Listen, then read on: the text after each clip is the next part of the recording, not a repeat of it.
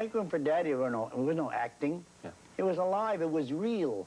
There was no way could you convince anybody that Marjorie Lord wasn't my wife. At age 73, Danny Thomas is still making room for more. He's a television pioneer and remains an active entertainer. He'll tell us why he also just received a Congressional medal. I once read a family slogan of ours, "Blessed is he who knows why he was born." I am certain that I was born to be the catalyst through which St. Jude Children's Research Hospital was built. This is the hot. Danny Thomas was given a special gold medal by President Reagan this week. It was an award for his special mission at St. Jude's Children's Hospital in Memphis. But Danny Thomas is still an entertainer. In fact, his 1950s comedy, Make Room for Daddy, is considered a pioneer in television. The show's 11-year run was one of the longest in television history. Danny Thomas joins us now here in Washington. You are a friend of the president. The two of you... Yes, I've known him a long, long time. I mean, it's a special relationship. I have heard before all the publicity about this award that you were one of the people that he listened to, that you were a special friend. Yes, we chatted a lot about the country and the world in general. I've known President Reagan, oh golly, before he was president of Screen Actors Guild, and we... This was what, the late, when was that? In the 40s, in the middle 40s. We were in his home, he was in ours, and we played basketball in the backyard. He was a good athlete, great athlete. He made the most fantastic shot when he was governor. He came over to the house, and he was up by the swimming pool, which was on a rise, and this basket I had on a paddle tennis court. He was a mile away from the ball, farther than, you know what they call 3 points? This got to be a 6-point shot, at least. And he shot the ball, and it went in from the side, and I just stood there. We talked about it yesterday. I was telling Vice President Bush about it the other day. He's a great guy. I'm extremely fond of him. Does he call you for advice on the Middle East and what he ought to do? No, I tell you, I have to butt out. You see, I'm a beggar. I beg alms for St. Jude Children's Research Hospital. It's really a research center. We call it hospital, not to scare the kids. As you know, we have very few beds. It's a clinic for the kids, outpatient. But anyway, because I beg almost every week of my life for St. Jude's to raise funds, that I can't be a Democrat, I can't be a Republican, and I can't get involved in the Middle East at all, because I have the support of, you know, the sons of Abraham and the sons of the Lord Jesus and the sons of Muhammad. And, you know, that's why St. Jude's is a non-sectarian You're hospital. ecumenical, are you? I have to be. Yeah. I have to be. You look at all, boy, life's been good to you. Very good, thank God. Your children are well. They're great kids. You've done well in your profession. You seem to be in good health. You're smoking those cigars still. Is St. Jude's the thing that means the most? I mean, is that what really you want? Your last words are going to be, remember St. Jude's? Yeah, I said that I had established my own tombstone because on the cornerstone of the building, which really stands in front of the building, stranger, it's not a corner, but it is the cornerstone, and there's a 4-foot granite stand, and on it stands this 10-foot statue of St. Jude. That's his shrine. St. Jude is the patron saint of the hopeless. The hopeless, yes. Yeah. Well, that's why we're dealing in hopeless cases in cancer children. And under it, it reads, Founder Danny Thomas.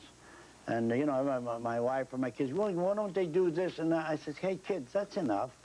Founder Danny Thomas. Plenty, kids. We're going to be remembered for that. That's what you want to be remembered for. Of course. So who's going to, outside of, in the archives of show business, as we know, in the film and the tape industry, etc.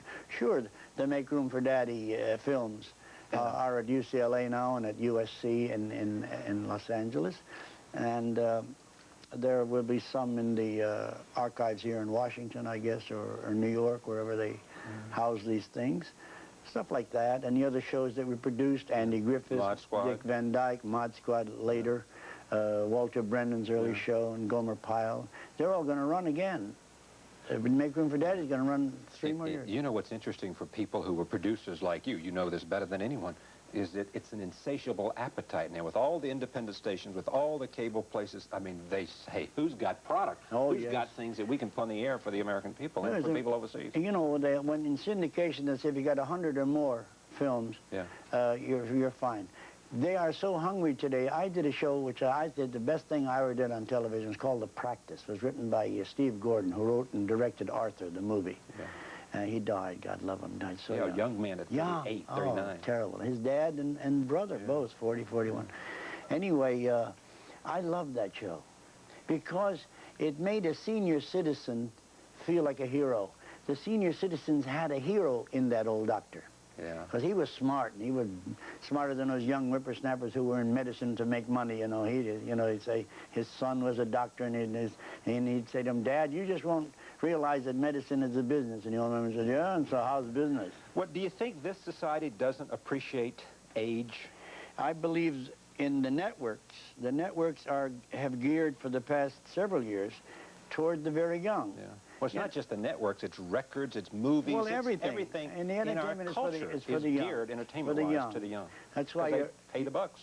That's right. Well, where do they get the bucks is my argument. Yeah, but they go. That's what they will say to you. That's right. They go, they spend the senior citizen's dollar. That's right. You know, we give to our children and our grandchildren all at the time. Where did they get it from the beginning? Yeah, but then look, you know what's the highest rated television program? Of course you do. It's Bill Cosby. It's not geared to a juvenile audience. It's geared to family in the same way that Make Room for Daddy. Yes, we hope that's going to be the forerunner of a comeback, a reversal of what's on in family shows. Bill very wisely is doing what I did when I was a younger man. I dramatized my monologues. Yeah. I always did family monologues. And in our early days, we dramatized the monologues. And my monologues were based upon truths of my own family, because I remember Marla, when she was young, she said, "Is nothing sacred with you?" You know, I said, "They don't know I'm talking about you," you know. Yeah, if you're at the dinner table, the family's giving you material to go on the stage. No question about it. I would run in there and I'd be hysterical, and I'd tell the writers, I'd say, "You know what my kids did or what my wife did?" Like my wife, you know, my wife can't remember anybody. Yeah. My wife is a typical deep-thinking woman. I always say about women, they are such deep thinkers. No man should try to enter the sanctum sanctorum of a woman's mind.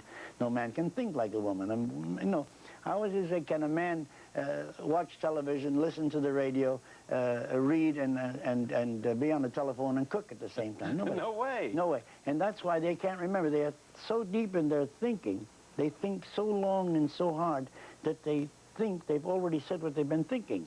And her stupid husband is supposed to know what she's talking about. So my wife invariably begins a conversation in the middle of a sentence. I'm serious. I was driving her one time to Las Vegas out of L.A., and I thought she was asleep. She didn't open her mouth for a half hour. I was chewing mail pouch tobacco, spitting out the window, the radio's going. It was a summer day. Out of dead silence, she sat up and said, "No, the thing about it is." I said, "Huh? No, the thing about it is? What does that mean?" She said, "You know what I mean, dummy." Because, you know, she was talking to herself all the time. Who's it, what you call it? She once left me a telephone message. I was playing golf I was at the Sands Hotel in Vegas. And she was going at the beauty parlor. When I got there, she wasn't in the apartment. And there was a message, "What's his name called?" written. And when she came back, I said, "How could you leave me such a message?" She said, "I didn't leave it for you. I left it for me." I said, "I don't understand." She said, "Well, when I was talking to him, I was thinking of something else." I said, "Oh, no kidding." And it turned out to be Jan Murray. Jan Murray had called and invited us to dinner. And you're supposed to know. I'm supposed to know that. Danny Thomas just won a gold medal, just was awarded a gold medal at impressive ceremonies at the White House. We'll be back. Stay with us. Make room for Daddy more.